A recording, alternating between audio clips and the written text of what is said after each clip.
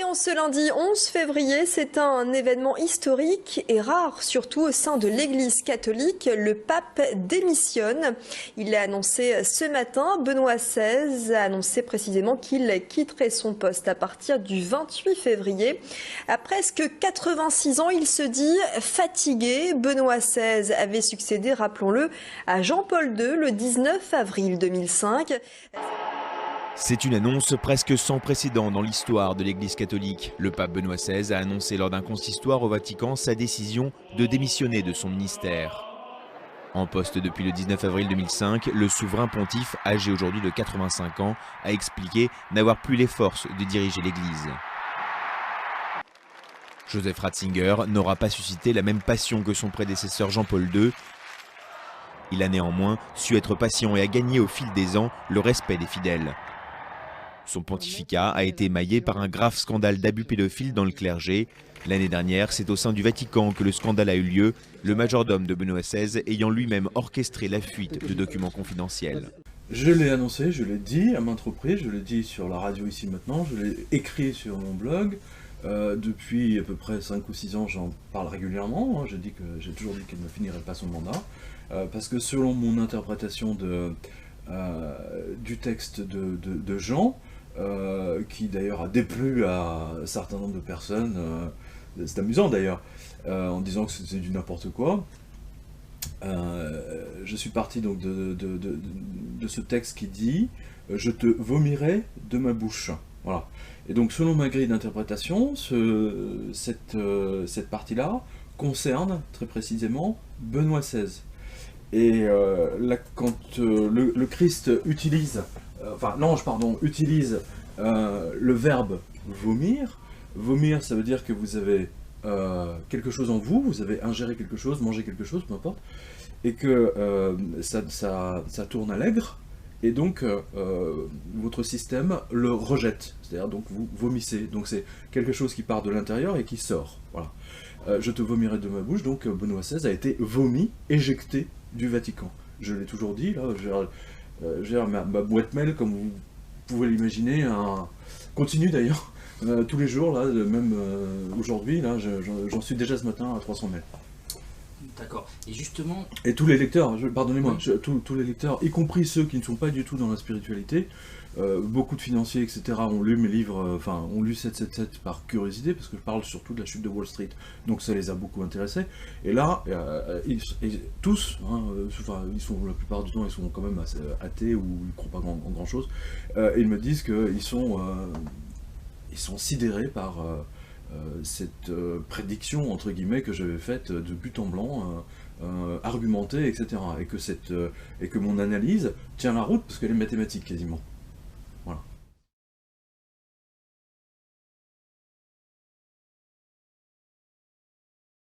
Le monde financier anglo-saxon veut mettre un terme donc à la papauté, de manière à ce que les chrétiens n'aient plus une personne au sommet à qui se raccrocher, une personne d'autorité morale, etc.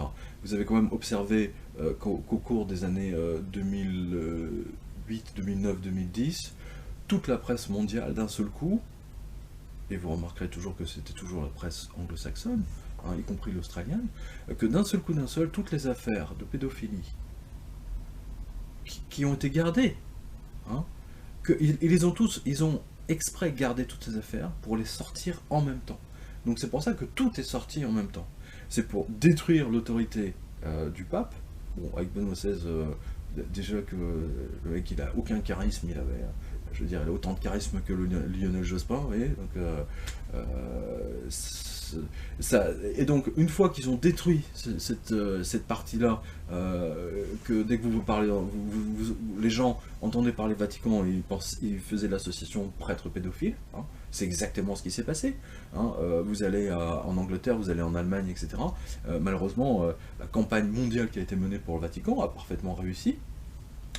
Et donc, deuxième couche, deuxième lame, boum, c'est la partie financière, c'est-à-dire qu'ensuite ils ont accusé la Banque du Vatican de blanchiment d'argent pour le compte de la mafia de Dieu seul sait qui, et c'est vrai que le Vatican n'a jamais été très clair sur le sujet, témoin la fameuse affaire avec Monseigneur Marcinkus, que le Vatican n'a jamais voulu donner aux autorités italiennes.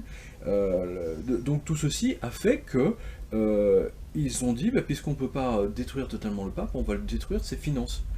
La politique qui a été appliquée au Vatican est exactement la même que les Américains ont appliquée à l'Iran. Iran, Vatican, même combat. Paradoxal. L'Iran est un pays musulman, l'Iran est le Vatican étant par définition la papauté. Or, il existe un point commun entre les deux, c'est l'ayatollah Khomeini, qui a eu cette vision géniale. Il avait dit en 1976-77, il a dit « L'Amérique est le grand Satan ». Réfléchissez à ça. Et qu'est-ce que vous observez aujourd'hui? Le grand Satan, l'Amérique, est en train de détruire le Vatican, surtout les finances du Vatican. Et qui est à la base derrière? Une des banques principales qui est derrière ça, c'est la JP Morgan, puisque la JP Morgan a fait différents dossiers, et c'est elle qui, la première, a dit, chose que vous ne faites jamais, puisque les activités bancaires de vos clients, c'est censé être secret. Ils ont pondu un communiqué de presse mondial, vraiment ils l'ont claironné sur toutes les télés, radios, machin. Nous fermons le compte du Vatican. Nous fermons le compte du Vatican parce que nous les soupçonnons de fraude. Donc vous voyez, après les affaires de pédophilie, allez, on remet une couche, maintenant il fraude, il blanchit l'argent des trafics de drogue, de la mafia, et de la mafia albanaise, par exemple. J'en sais rien, je ne le crois pas, mais tout est possible, effectivement. Bref, donc vous avez le Vatican qui est détruit 2 fois de suite par les médias, quand je parle de la bête média, vous voyez, et la JP Morgan est là. Vous avez un problème avec votre banquier, ou même une grosse société, par exemple quand Vivendi, avec Messier, avait des problèmes financiers, la banque de Vivendi n'a pas convoqué l'AFP, Reuters, UPI et toutes les agences de presse mondiales pour dire « nous fermons les comptes de de Vivendi et de monsieur Messier, pour que tout le monde le sache, et que plus personne ne commerce avec Vivendi ». Vous me suivez? Ah oui, c'est vachement important. Les activités, je veux dire, vos relations avec la banque est quand même considérée, c'est censé être secret. C'est la dernière chose qui leur reste à ces enfoirés de banquiers, le secret professionnel. Or là, ils l'ont non seulement trahi, mais en plus ils ont convoqué toutes les agences de presse pour dire qu'ils fermaient le compte du Vatican. C'est pas du tout par hasard, c'est un truc complètement organisé. Voilà. Ça, et ensuite, vous avez vu qu'il y a 2 mois, grosso modo 1 mois et 2, ils ont fermé, Visa et Mastercard ont éjecté le Vatican du système de paiement par carte de crédit. C'est-à-dire que les touristes sont arrivés, ils étaient dans les boutiques de Saint-Pierre, de la place Saint-Pierre, pour acheter des bouquins, des choses comme ça, des souvenirs, des chapelets, des rosaires, ils ne pouvaient rien acheter. Le Vatican ne sait plus à quelle banque se vouer, les touristes et les fidèles non plus. Depuis le 1er janvier dernier, impossible d'utiliser sa carte bancaire sur le territoire du Saint-Siège. Et comme l'argent ne tombe pas du ciel, y compris dans la cité pontificale, les visiteurs sont déconcertés. Plein de touristes n'ont pas de liquide sur eux. Or, pour acheter, ils doivent avoir des euros, mais ils ne savent pas où les trouver. La raison de cette déconvenue, le Vatican ne respecte pas en partie les normes internationales de lutte contre le blanchiment d'argent. Selon un rapport américain, l'État pontifical fait partie des 68 pays en situation préoccupante. La Banque d'Italie a donc ordonné à la Deutsche Bank Italia, gestionnaire sur le territoire du Saint-Siège, de désactiver tous les appareils par carte. Les lois anti-blanchiment doivent s'appliquer à tous les pays, y compris le Vatican. Si ces règles ne sont pas respectées, la Banque d'Italie ne peut que refuser l'utilisation de la carte bancaire. La lutte contre le blanchiment d'argent au Vatican commence en 2010. Le pape Benoît XVI crée l'autorité d'information financière pour rendre les comptes plus transparents. Surtout celle de la Banque du Saint-Siège, l'Institut pour les œuvres de religion. L'été dernier, le Vatican nomme cet homme, René Brulart, expert suisse de lutte anti-blanchiment d'argent sale. Mais ces dispositifs n'ont pas suffi. Avec cette interdiction de la carte bancaire, les doutes sur les finances du Vatican ne sont toujours pas levés.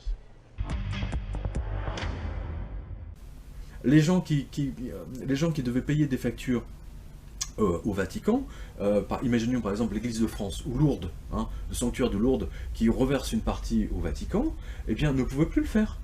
Et ils étaient obligés de passer par une banque allemande à Munich, qui, elle, était la seule autorisée par les banques mondiales, traduisez les États-Unis, qui refaisaient ce virement, et à la seule condition d'avoir l'autorisation des Américains. C'est quand même surréaliste. Dernier avertissement qui a eu lieu, c'était dans le Guardian, du 21 janvier. Le Guardian a montré que les sociétés qui gèrent toutes les grandes compagnies, les immeubles, les centres commerciaux, les boutiques en Angleterre, pour le compte, hein, c'est la fortune du Vatican, eh bien c'est une société qui est domiciliée, je vous le donne dans le mille, à la JP Morgan, chez Park Avenue, aux États-Unis, à New York. C'est pas beau ça? Donc il y a une connexion très forte entre l'attaque qui est menée par les banques contre le Vatican, et c'est là où je dis que finalement mon livre sur Blight Masters, en fait maintenant, c'est clairement un triptyque, hein, c'est-à-dire Notre-Dame de l'Apocalypse, 777 et Blight Masters. Ça fait un ensemble extrêmement cohérent maintenant. Alors que sur le coup, je n'avais pas vu. Parce que pour moi, Blight Masters est né dans 777. Parce que dans 777, j'explique que l'économie mondiale va s'effondrer totalement à cause des crédits dérivés qui ont été inventés par une équipe de mathématiciens de la JP Morgan. Vous l'avez dans le livre. Et c'est comme ça, je me suis dit, tiens, il va falloir que je creuse un peu ça. Et voilà comment Blight Masters, enfin mon livre Blight Masters est né. Hein, il est sorti de 777. Donc vous voyez que c'est la bête argent est en train de démolir le Vatican, que ça confirme tout ce que j'ai écrit, enfin, selon ma grille de lecture, qui est à nouveau, c'est pas la mienne, c'est celle de l'ange, hein, mais moi je crois aux anges, hein, voilà, que ce soit clairement dit et fait, hein, que les gens le sachent, hein, que je crois en la Vierge, enfin bon, voilà, qu'il y a tout un tas de gens qui s'imaginent que je veux la destruction de l'Église. Non, moi j'adore l'Église, enfin, j'aime l'Église, mais ce que je déteste en revanche, c'est tout ce Vatican, tous ces prêtres pédophiles, toute cette mentalité complètement retardée, hein, ils ne sont plus du tout à jour de ce qui se passe, et la preuve en est, c'est que leur système, le Vatican, va exploser de l'intérieur. Et vous allez le voir, et c'est exactement ça aussi que j'annonce, toujours avec cette grille de lecture, pour la suite des événements, parce que c'est pas parce que Benoît XVI a été éjecté du Vatican que ça va s'arrêter juste là. Au contraire, vous allez voir, des choses fabuleuses vont se passer là dans les 12, 13, 14 prochains mois. Ça va être fabuleux, fabuleux. La bête média veut mettre en scène la mise à mort du taureau. Vous devez comprendre ça. Si vous avez ça en tête, vous comprenez ce qui se passe avec les médias. Il faut montrer la mort du taureau. C'est comme un truc dans l'arène. Vous avez les différents héros, hein, en l'occurrence là c'est la JP Morgan et d'autres banques bien sûr, mais surtout le monde financier anglo-saxon. Hein, et n'oubliez pas, ça colle parfaitement, ils veulent tuer les pigs. Hein. Je l'ai déjà dit avec vous, je l'ai dit à la radio, mais je le répète pour la 100e fois, et c'est important, les pigs pour les anglo-saxons sont les pays catholiques. Hein, et il faut les tuer. Hein, parce que je le rappelle à nouveau, au cours de ces 5 dernières années, hein, de revues de presse que je fais sur mon blog et avec la radio, on n'a jamais vu d'attaque de traders sur la Hollande, sur l'Allemagne, sur le Danemark, sur la Norvège, hein, et sur la Suède. Hein, jamais. Jamais on l'a vu. C'est curieux. Ou par exemple sur l'Angleterre. Jamais. Vous vous êtes pas demandé pourquoi? Comme par hasard, c'était toujours des attaques qui ont été faites sur les bons du Trésor espagnol. Ou alors des attaques massives qui ont été faites notamment pour faire partir Berlusconi. Berlusconi était obligé de partir. Le départ de Berlusconi préfigurait le départ du pape, techniquement. Hein, c'est la pression de la bête argent. Hein, voilà. Et vous avez, c'est extrêmement cohérent tout ça. Hein, parce que les mecs qui mènent ces attaques, ils sont très cohérents. Le plan qu'ils ont mis en place, ils n'en changent pas. Ils vont pas changer un plan qui gagne, ni une équipe qui gagne. La finalité, c'est la mise en esclavage totale des peuples chrétiens au profit des anglo-saxons. D'ailleurs, vous avez vu que les traîtres de Martin Schulz, cette espèce d'immonde de gnome, hein, l'a dit au Parlement européen, nous devons nous reprocher, nous devons fondre l'Europe, l'Union européenne dans les États-Unis. Et Barack Obama, pas plus tard qu'il y a 2-3 jours, je crois que c'était le discours de l'État de l'Union, il a dit, on va vers le rapprochement, c'est-à-dire vers une zone de commerce non taxé, etc., où toutes les multinationales américaines vont pouvoir vendre tout en Europe. En revanche, pour un avis pour les sociétés européennes, pour aller vendre aux États-Unis, il faudra se lever de bonne heure. Mais bon, ça c'est une autre histoire, on connaît. Hein, on connaît.